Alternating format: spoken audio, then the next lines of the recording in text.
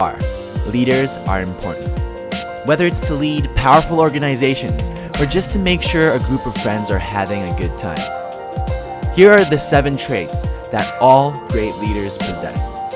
Number 1, they radiate positive energy. There is nothing more important in a team than passion and the will to succeed. And having a positive leader is an important part of that. Sometimes I sign onto Facebook and I see these status updates that just reeks of negativity. These people are not good leaders, and more often than not, they are not very successful either. Great leaders radiate positive energy. Not only does that make them more likable, leading to more trust, it also boosts the team's morale. And countless studies have shown a positive relationship between team morale and productivity. Number 2, they have a proactive attitude. When something goes wrong, it's easy to blame someone else or to find out why it happened immediately. But great leaders put that aside. They shift their focus entirely on solving the problem.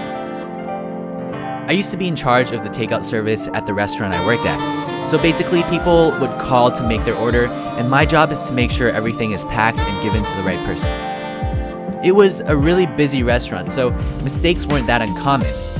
This one time, after a customer came to pick up his food, I realized that we forgot to pack part of his order. I was fairly new at the time and I didn't know what to do, but luckily one of the owners of the restaurant was there, so I explained to him what happened. He didn't blame me. He didn't even ask how it happened. Instead, he told me to call the customer, apologize for what happened, and then tell him that we will personally deliver the missing part of his order to his house. At the end of the day, the owner sat down with me to talk about how we can prevent something like this from happening again, but he did it at the end of the day, not when the problem was still unresolved. Great leaders know what to focus on at any given point in time. They are proactive. Number 3, they delegate tasks completely. Great leaders realize that they can't do everything themselves, so they focus on the most difficult tasks and delegates the rest to others. Let's say you make more than $30 an hour, yet every week you still spend several hours cleaning your house and doing the laundry. Considering a maid costs around $30 an hour, you might decide it's worthwhile to hire one to do your housework for you. When I first started delegating my work to others, I was hesitant because I knew that I could probably do a better job than the person I'm assigning it to. For example, a maid might put your clothes in the wrong drawer every once in a while, but you should still hire her, because the extra time you get to work on more valuable tasks generally outweighs the negatives. Delegating also means fully trusting your team to do the task without micromanaging their every move. Great leaders delegate tasks to others and trust them to get the job done. Number 4, they are approachable. A great leader is one who their teammates could see themselves approaching whenever they have a concern or when they simply need someone to discuss things to. When Sam Walton opened over a dozen Walmart stores, he was still available to privately talk to any one of his thousands of employees. Was this the reason Sam Walton was so successful? We can't say for sure, but he is a prime example of someone who's approachable. And it so happens he's also one of the most notable leaders in the last 3 decades. There is a saying that's very appropriate in this situation, and that is, a non-productive work environment is one where employees are discouraged to speak up, fearing the loss of their jobs. Great leaders encourage feedback from all members of the organization. They are approachable. Number 5, they do what they expect of others. If you expect your team to work hard and produce great results, you're going to have to do the same. When I was a kid, I worked at Wendy's, the fast food restaurant. There were 2 managers there, Maria and Francis.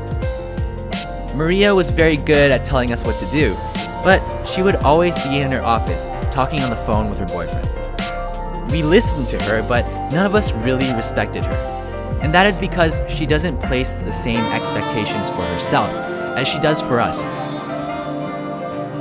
Francis, on the other hand, was different.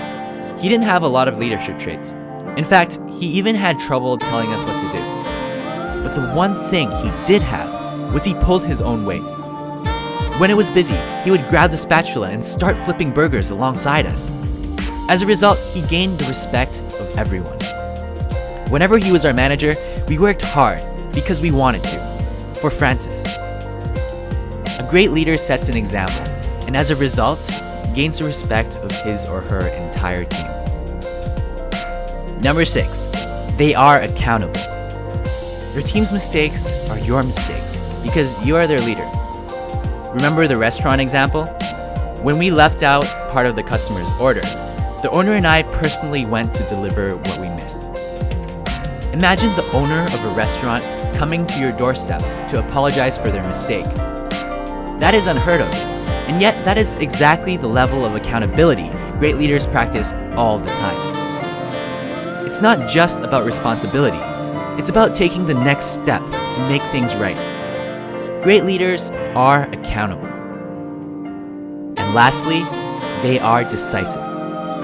A lot of times, leaders have to make decisions that they are not sure of. But once they have enough evidence to suggest making that decision, they stick with it, and they do it with confidence.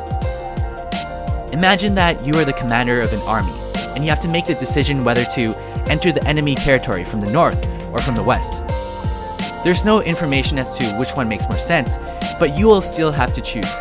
Because without you, their leader, half of your army might decide to invade from the north, and half from the west, and some might even call it quits and retreat.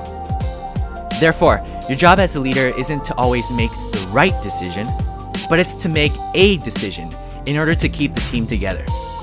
Wrong decisions could be fixed, but a scattered team is a recipe for disaster. Great leaders are decisive and confident in their decisions. I hope these tips help you become a better leader.